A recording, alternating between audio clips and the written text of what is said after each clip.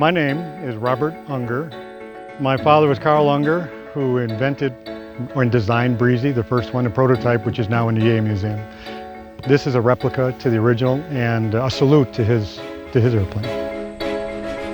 I think you hit the nail right on the head with this design. The uniqueness is what drew people in, and the simplicity of it.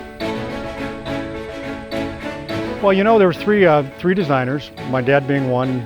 They wanted that open air feeling, but something a little more safer. So a little weight here, a little weight there, a nice wing, this is what came out. When you buy a set of plans, hopefully you know how to weld. If you don't, you're going to learn real quick or have someone do it for you. It's chromoly 4130, standard aircraft tubing, which is the lightest, strongest tubing out there. It has a Continental 90 aircraft engine, this one particularly with a pusher crank. It's a special crank for pushing. This is a PA-12 wing right straight off a Cub. They're available from Wag Aero now. You can build them yourself, rebuild them out of a wreck, which the original ones were. The tail was constructed from the plans. Some guys use different tails from different airplanes, depending on what version they want it to look like, but that's pretty much it.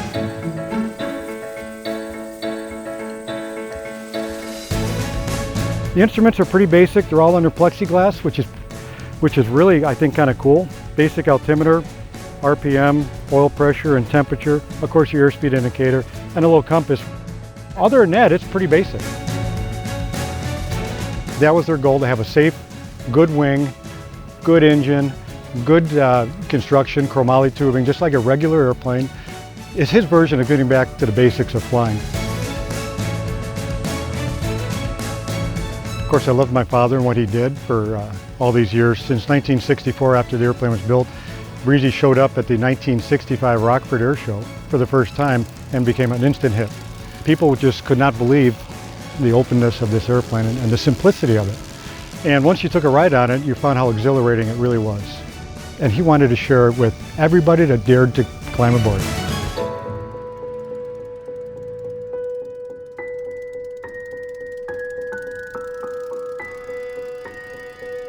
He's given rides, you know, out of his goodwill and just on his own expense, just because he wanted people to experience it. He wanted to share that because this was a very unique airplane at the time and still is. He just wanted people to enjoy the experience. That was his contribution to aviation, and just had a lot of fun giving rides, making people inspired to go into aviation, especially young kids. I have always wanted to build a replica to my dad's airplane. I couldn't have done a better job. This just saved me a lot of time, actually. This aircraft was built by a gentleman by the name of William P. Maxwell, and back in 2002 the airplane was completed. A couple of years leading up to that, in the early 2000s, he would call my father for details because he wanted to build one just like his, and he did an immaculate job building, and the attention for detail is second to none.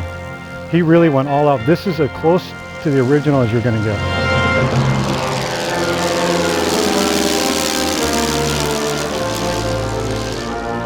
Every time I fly this airplane, I feel that my dad's with me because I have such fond memories with him in the airplane. Each time I fly the airplane, I think of him. Your view and the wind in your face and the stability of the airplane is super easy to fly. It's just like flying a Piper Cub, nothing around you. It's exhilarating. Nowhere can you find an airplane like this where you just sit out there and your view is unrestricted. You're the closest thing to flying yourself, safely.